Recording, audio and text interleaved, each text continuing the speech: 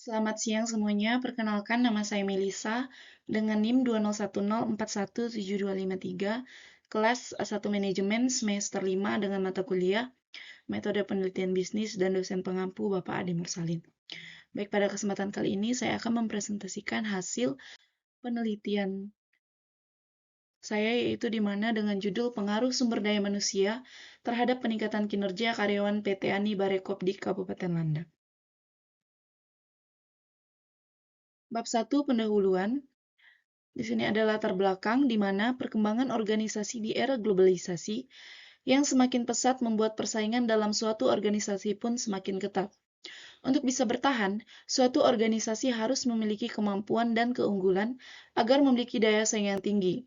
Dewasa ini, banyak organisasi yang kian menyadari bahwa unsur manusia merupakan unsur yang dapat memberikan keunggulan, karena memiliki bakat, tenaga, dan kreativitas yang sangat dibutuhkan oleh organisasi untuk mencapai tujuannya.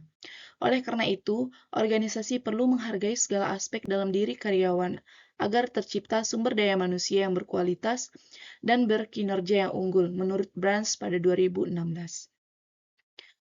Menurut Corner dan Ulrich pada 2018 yang telah mengembangkan skala ukur untuk mengukur peran HRM atau Human Resources Management dan diuji secara empiris skala, tetapi mereka hanya berfokus pada meneliti hubungan antara peran HRM dan kinerja. Dengan demikian, ada kebutuhan untuk instrumen yang lebih halus untuk mengukur peran HRM, terutama dari konteks LO atau Learning Organization.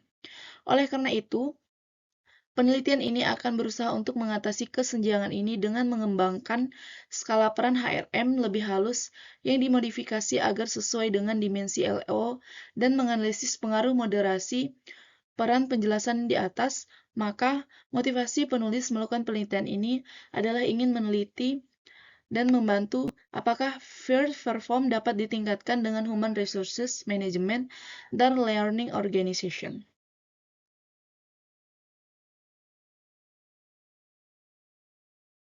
Di sini ada rumusan masalah di mana berdasarkan uraian latar belakang di atas, maka rumusan masalah sebagai berikut. Apakah ada pengaruh program sumber daya manusia terhadap peningkatan kinerja karyawan di PT Ani Barekop di Kabupaten Landak? Untuk tujuan penelitiannya, berdasarkan latar belakang dan rumusan masalah yang ada, maka penulisan ini dilakukan dengan tujuan untuk mengetahui pengaruh program sumber daya manusia terhadap peningkatan kinerja karyawan PT Ani Barekop di Kabupaten Landak. Untuk manfaat penelitiannya, di sini yang pertama, bagi penulis, dengan penelitian ini, penulis memperoleh pengalaman dan ilmu pengetahuan terkait pengaruh pelatihan dan motivasi kerja terhadap kinerja karyawan dan sebagai acuan untuk memperoleh sarjana sastra 1 atau S1. Yang kedua, bagi perusahaan dapat digunakan sebagai masukan atau informasi untuk membantu dalam memecahkan masalah yang dihadapi terkait peningkatan kinerja karyawan serta dapat dijadikan sebagai bahan pertimbangan guna mengambil langkah-langkah selanjutnya yang menyusun strategi sumber daya manusia di masa yang akan datang. Lanjut pada bab 2 di mana tinjauan pustaka.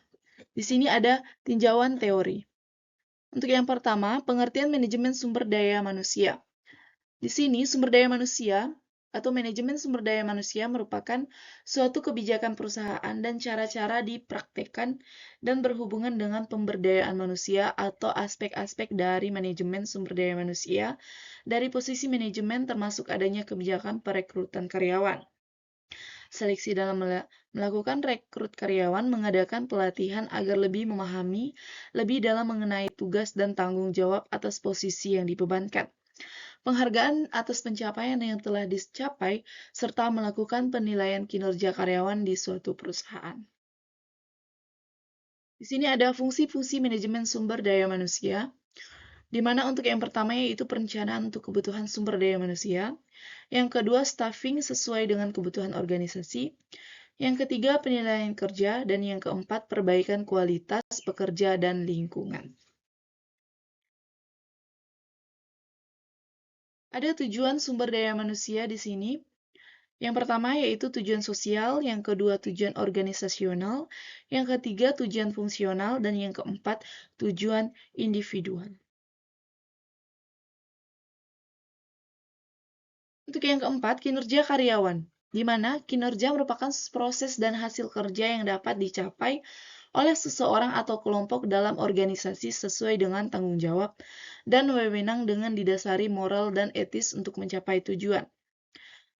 Karyawan merupakan sumber daya manusia atau seorang penduduk yang memiliki pekerjaan di dalam institusi, baik dalam institusi dari pemerintah atau swasta. Karyawan merupakan penduduk yang mampu memberikan sumbangan pemikiran dalam melakukan upaya-upaya untuk mencapai tujuan perusahaan.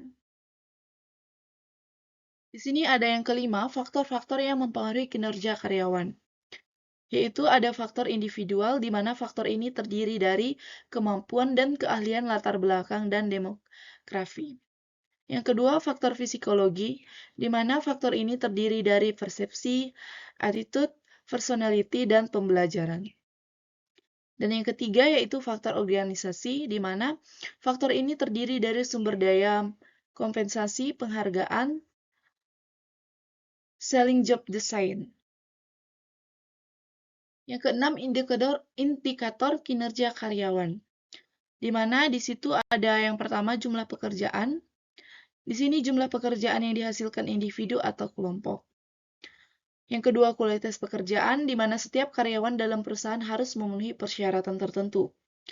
Yang ketiga adalah ketepatan waktu, di mana jenis pekerjaan tertentu harus diselesaikan tepat pada waktunya. Dan yang keempat yaitu kemampuan kerjasama. Di sini untuk jenis pekerjaan tertentu mungkin baru diselesaikan dengan satu orang atau lebih dari 2 orang. Di sini ada tinjauan empiris, di mana untuk yang pertama, dengan nama Tiwi Hartanti pada 2020, dengan judul Peran Manajemen Sumber Daya Manusia dalam Meningkatkan Kinerja Karyawan BPRS Mitra Agro Usaha Bandar Lampung. Dengan hasil penelitian kualitatif dan hasil penelitiannya di mana peran manajemen sumber daya manusia terbukti dapat berpengaruh secara signifikan terhadap peningkatan kinerja karyawan. Hal ini telah dibuktikan dengan kenaikan jumlah nasabah dari tahun ke tahun dengan penerapan manajemen BPRS Mitra Agro Usaha Bandar Lampung. Dan yang kedua di sini Abdurrahman pada 2018 dengan judul Pengaruh Perencanaan Sumber Daya Manusia Terhadap Kinerja Karyawan pada Kantor Dinas Energi dan Sumber Daya Mineral Provinsi Sulawesi Selatan.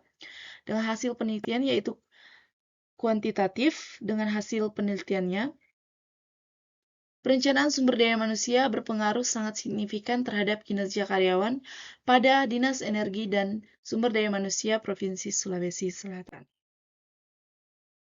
Dengan kerangka konsep di sini sumber daya manusia dengan variabel X, di mana yang pertama perencanaan sumber daya manusia, yang kedua perekrutan, yang ketiga pelatihan dan pengembangan, yang keempat kompensasi, yang kelima manajemen kinerja, dan yang keenam hubungan antar karyawan.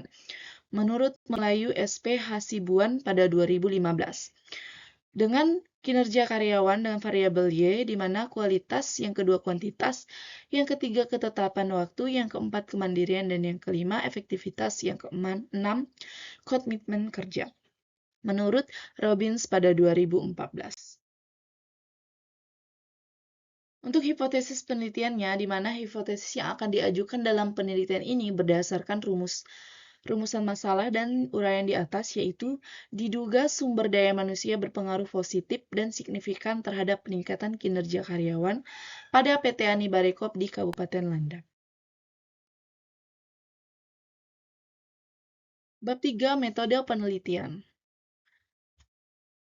Jenis penelitian di sini digunakan oleh penulis yaitu penelitian eksploratory, yakni penelitian yang bertujuan untuk menganalisis pengaruh antara satu variabel dengan variabel lainnya dengan menggunakan pendekatan kuantitatif.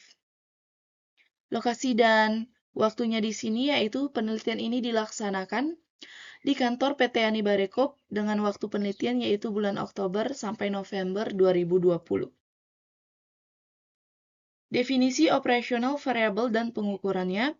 Variabel penelitian adalah sesuatu hal yang berbentuk apa saja, ditetapkan oleh peneliti untuk dipelajari sehingga diperoleh informasi tentang hal tersebut.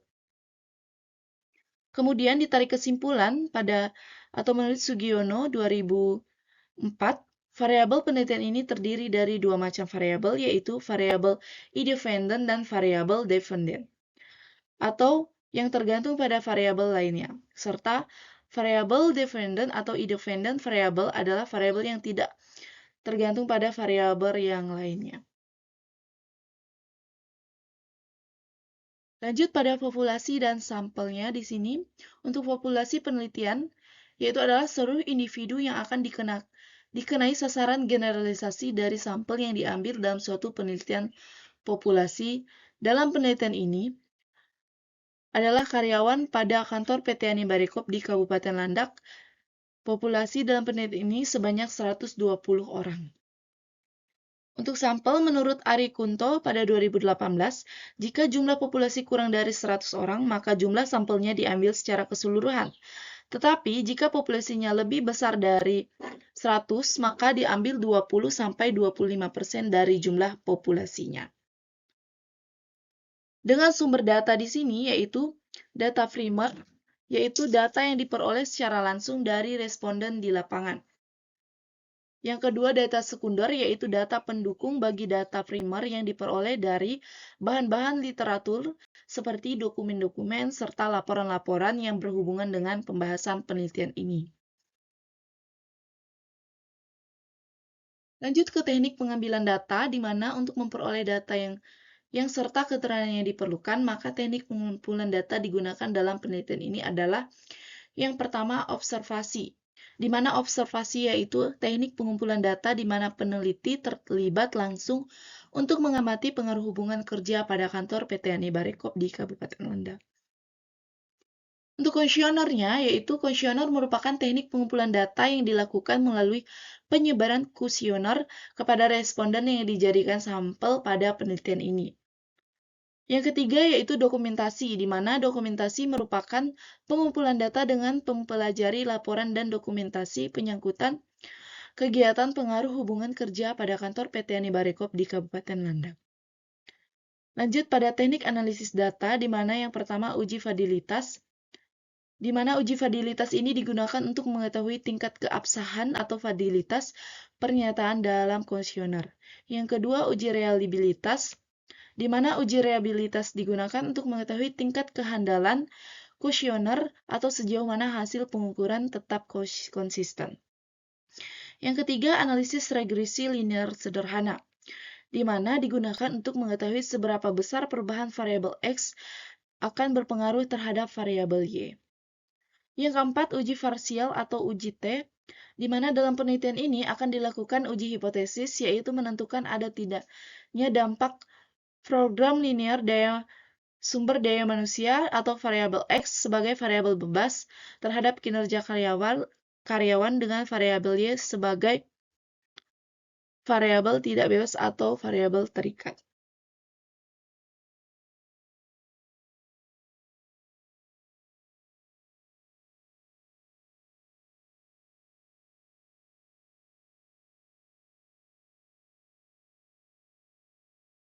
Baik, sekian presentasi dari saya. Mohon maaf jika ada kata atau penulisan kata yang kurang berkenan. Sekian dari saya, mohon maaf. Sekian dan terima kasih.